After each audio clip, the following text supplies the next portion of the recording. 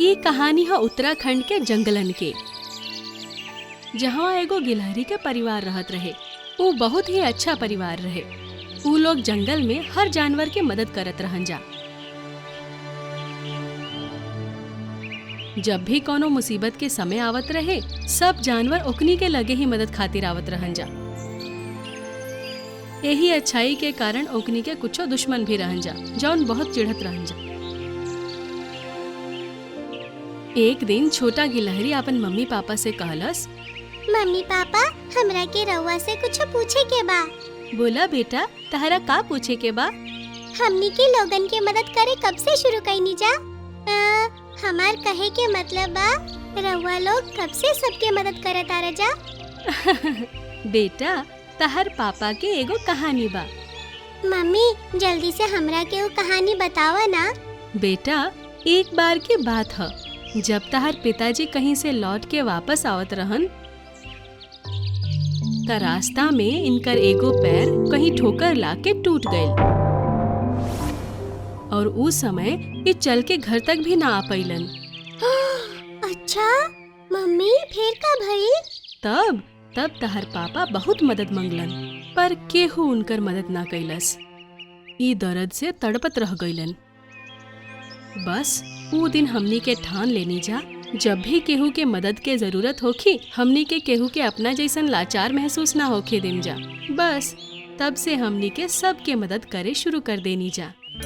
अच्छा मम्मी, सब लोग कितना गंदा होखेलन जा ना, जौन केहू के दर्द में तड़पत छोड़ के चल जालन जा, पर उनकर मदद ना करेलन जा। हाँ बेटा, आजकल सबके आपन आपन काम दिखाई देवेला। लोग मतलबी हो गईल बाड़न जा, यही खातिर हमनी के सबके मदद करेनी जा। और तबही से लोग हमनी के प्यार करे शुरू कर देलन जा। जौन बच्चा अनाथ होखेलन जा, तहर पिता ओकनी के अपना साथे रखेलन और अपना बच्चा जैसन ही प्यार करेलन।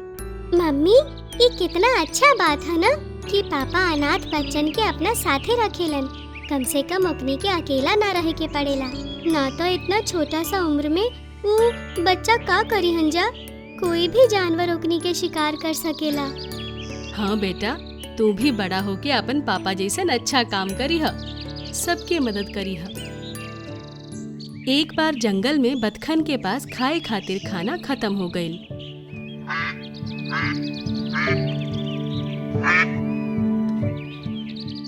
तो चुलबुली गिलहरी के घर खाना मांगे आईल। चुलबुली गिलहरी के मम्मी, हमार खाना खत्म हो गईल बा औरी हमनी के बीमार हई जा, यही से हमनी के खाना इकट्ठा नहीं कइले जा।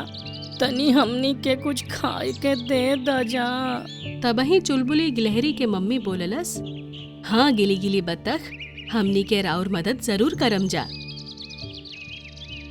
बतख खाना लेके चल गईलन जा और बहुत खुश भइलन जा।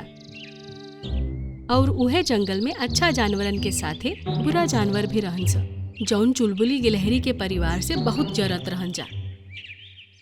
जैसे बिल्ली और मोर, एगो के नाम नाटी रहे और एगो के नाम टिकली। दोनों चुलबुली के परिवार से बहुत जरत रहन सा, तो दोनों मिल के ओकनी के खिलाफ एगो साजिश रचलन जा। बहिन, ये चुलबुली गिलहरी के परिवार परेशान कर देले बारे सन, सबके मदद करेले सन, जिसे सब लोग ओकरे पसंद करेला। हम मोर हई, तब्बो हम सब जानवर के पसंद नहीं खी। तू सही बोलत बाड़ू, हमनी के मिल के ओकर परिवार के खत्म कर देहल जाई। तब एक दिन जब चुलबुली गिलहरी बाहर घूमे गईल रहे और ओकर मम्मी पापा घर पर रहन जा, तब नाटी, बिल्ली और टिंकली मोर जाके चुलबुली गिलहरी के माता पिता पर अटैक कर देलन सा। एगो ओकर पिता के धरलस और दूसर ओकर माता के, और दोनों के मुंह में दबा के मार देलन सा और वहां से चल गईलन सा। तब जैसे ही चुलबुली गिलहरी घर अइलस, अपन माता पिता के ई हालत देखकर ओकनी के उठावे के कोशिश कैलस। मम्मी पापा, उठी ना, का भगैल रवा के? अभी तो रवा लोग सही रही जा, और ये जंगल में राउर इतना चाहे वाला बाड़न जा, तो रवा लोगन के कोई कैसे मार सकेला?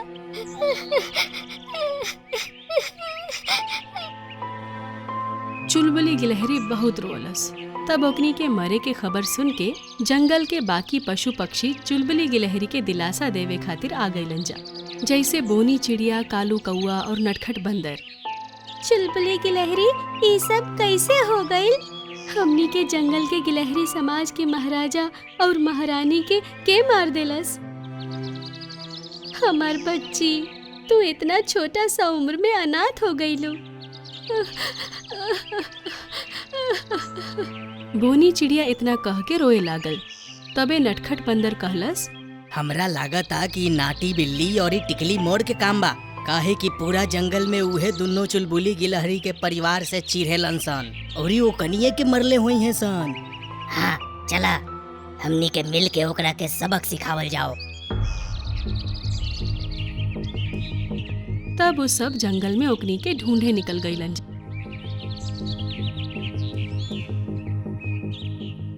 और वो दोनों एगो गुफा में जाके बैठ गईलन स। और टिंकली मोर और नाटी बिल्ली के पता चल गईल कि सब लोग ओकनी के ढूंढे आवता। टिंकली मोर, हमरा लागता सबके हमनी के काम के बारे में पता चल गईल बा कि हमनी के मिल के चुलबुली गिलहरी के अनाथ कइले बानी।